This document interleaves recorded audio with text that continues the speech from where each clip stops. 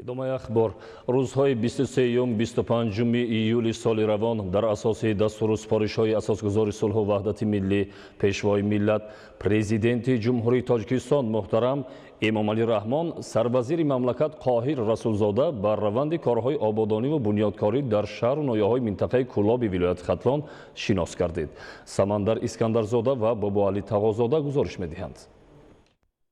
сарвазири мамлакат Қоҳир Расулзода нахуст аз ҷараёни корҳои ободониву бунёдкории ноҳияи Балҷувон дидан кард. Дар доираи омодагиҳо ба истиқболи ҷашни 30-солагии истиқлолияти давлатӣ ва тадбирҳои вобаста ба солҳои 2019-2021, солҳои рушди деҳот, сайёҳӣ ва ҳунарҳои мардумӣ дар ноҳияи Балҷувон сохтмони 375 иншоот ба нақша гирифта шуда буд. Аз шумораи умумии иншооти ба нақша гирифта шуда дар соли 2018 14 иншоот ва дар 6 моҳи соли 2019 12 иншоот сохта мавриди баҳрабардорӣ қарор дода шудааст. Дар дигар иншоот бошад раванди корҳо бо суръат идома дорад.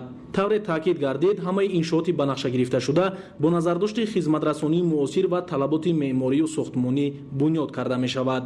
ҳангоми шиносоӣ сарвазири мамлакат аз масъулон талаб намуданд ки баҳри боз ҳам тақвият бахшидани корҳои ободониву бунёдкорӣ масъулияти дучанд эҳсос намуда талош намоянд ки иншооти ба нақша гирифташударо дар муҳлати муайяншуда бо сифати баланд ва ҷавобгӯ ба талаботи замони муосир бунёд намоянд. дар идома сарвазири мамлакат аз раванди татбиқи лоиҳаи сохтмон ва навсозии роҳи автомобилгарди Кангурд Балҷувон Ховалинг ки 42,5 километрро ташкил медиҳад шинос шуд. фаъолияти дастаҷамона ва истифодаи имконоти фароҳам овардашуда аст ки роҳи мазкур пурра асфалтпӯш карда шуда дар доираи лоиҳа чароғонкунӣ, сафолакпӯш намудани ду тарафи роҳ ва бунёди истгоҳу дигар инфрасохтори зарурӣ дар маҳаллаҳои аҳолинишин идома дорад. мувофиқи лоиҳа дар ин роҳ 6 пул бо дарозии 455 метр, 5 истгоҳ ва дигар инфрасохтори зарурӣ бунёд карда шуда роҳ ба категорияи чоруми роҳсозӣ мутобиқ карда мешавад. дар татбиқи лоиҳаи сохтмон ва навсозии роҳи автомобилгарди Кангурд Балҷувон Ховалинг 351 мутахассис ҷалб гардидааст ки аз ин 311 нафарашро сокинони маҳаллӣ ташкил медиҳанд. масъулон нақша доранд ки роҳи мазкурро қабл аз муҳлати муайяншуда бо сифати баланд ва ҷавобгӯ ба талаботи замони муосир мавриди баҳрабардорӣ қарор дода тамоми қоидаҳои роҳсозиро риоя намоянд. дар заминаи сиёсати муваффақонаи асосгузори сулҳу ваҳдати миллӣ пешвои миллат президенти ҷумҳурии Тоҷикистон муҳтарам Эмомалӣ Раҳмон ва амалӣ гардидани нақшаву барномаҳои мукаммал дар соҳаи роҳу нақлиёт аз қабили навсозӣ, таъмиру таҷдиди роҳу пулҳо ва бунёди нақлҳои мошингузар ҷиҳати рафту омад ва интиқоли молу маҳсулот имконияти созгор фароҳам оварда шуда роҳандозии тадбирҳои нишонрас дар ин самт идома дорад.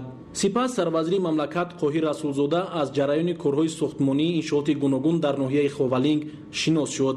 мавриди зикр аст ки дар ин ноҳияи мамлакат барои беҳтарсозии инфрасохтори зарурӣ ва фароҳам овардани имконияти созгор барои будубоши сокинон сохтмони 310 иншоот ба нақша гирифта шуда буд. фаъолияти дастаҷамона ва истифодаи мақсадноки имкониятҳои фароҳам овардашуда имкон дод ки дар соли 2018 40 иншоот ва дар 6 моҳи соли 2019 39 иншоот сохта ба истифода супорида шавад.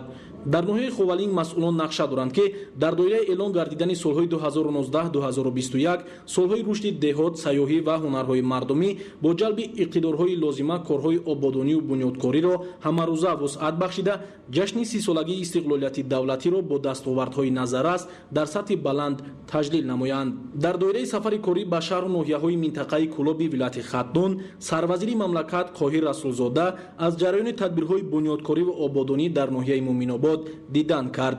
дар ноҳияи Муъминобод дар доираи омодагиҳо ба истиқболи ҷашни 30-солагии истиқлолияти давлатӣ ва тадбирҳои вобаста ба солҳои 2019-2021 солҳои рушди деҳот, сайёҳӣ ва ҳунарҳои мардумӣ 250 иншоот ба нақша гирифта шуда буд ки аз ин дар соли 2018 27 ва дар 6 моҳи соли 2019 32 иншоот сохта ба истифода супорида шуда корҳои ободониву бунёдкорӣ идома дорад. дар ноҳияи Муъминобод бо пуштибонӣ аз сиёсати муваффақонаву созандаи асосгузори сулҳу ваҳдати миллӣ пешвои миллат президенти ҷумҳурии Тоҷикистон муҳтарам Эмомалӣ Раҳмон бунёди иншооти гуногун аз қабили биноҳои баландошёнаи истиқоматӣ, роҳу пул, боғу тогзор ва ба гардиши кишоварзӣ дар овардани заминҳои бекорхобида, коргоҳу корхонаҳои истеҳсолӣ ҷиҳати таъмини бозори истеъмолии сокинон бо маҳсулоти истеҳсоли худӣ ва аз ҷиҳати экологии тоза ва бо ҷойи кори доимӣ таъмин намудани аҳолӣ идома дорад.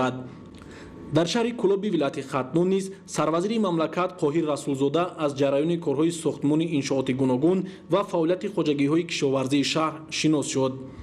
дар шаҳри кӯлоб низ дар доираи омодагиҳо ба истиқболи ҷашни 30-солагии истиқлолияти давлатӣ ва тадбирҳои вобаста ба солҳои 2019-2021 солҳои рушди деҳот, сайёҳӣ ва ҳунарҳои мардумӣ сохтмони 865 иншоот ба нақша гирифта шуда буд. дар соли 2018 аз иншооти ба нақша гирифташуда 160 ва дар 6 моҳи соли 2019 65 иншоот сохта мавриди баҳрабардорӣ қарор дода шудааст. имрӯзҳо дар шаҳри кӯлоб дар баробари сохтмони иншооти таъиноти гуногун бунёди боғҳои фарҳангӣ фароғатӣ ва гулгаштҳо бо маром идома дорад. барои бо талаботи замони муосир ва фароҳам сохтани имкони созгор барои сайёҳат ва фароғати сокинон ва меҳмонон лоиҳаҳои муосир ва намунавӣ амалӣ гардонида мешаванд. ҷиҳати вусъат бахшидани тадбирҳои ободонӣ ва бо сифати баланд ба анҷом расонидани корҳои сохтмонӣ ва бунёди боғҳои фарҳангӣ фароғатӣ ва гулгаштҳо тамоми иқтидорҳо сафарбар карда шудаанд. пас аз мавриди баҳрабардорӣ қарор додани иншооти фарҳангӣ симои ин шаҳри бостонии мамлакат куллан тағйир ёфта барои истироҳату фароғати сокинон ва меҳмонон муосиртарин макон фароҳам оварда мешавад. мавриди зикр аст ки имрӯзҳо дар шаҳру ноҳияҳои мамлакат аз ҷумла дар шаҳри кӯлоб низ дар доираи сиёсати созандаву бобарори асосгузори сулҳу ваҳдати миллӣ пешвои миллат президенти ҷумҳурии тоҷикистон муҳтарам эмомалӣ раҳмон корҳои ободонию бунёдкорӣ вусъати тоза касб намуда дар баробари соҳибкорону шахсони саховатпеша сокинон низ ба таври дастаҷамъона дар ин тадбири нек саҳми хешро мегузоранд. аснои шиносоии сарвазири мамлакат қоҳир расулзода аз ғайриқаноатбахш идома ёфтани раванди корҳои сохтмону навсозии баъзе иншоот низ дар шаҳри кӯлоб изҳори нигаронӣ намуда масъулонро вазифадор карданд ки дар ин самт ҳарчи зудтар чораандешӣ кунанд.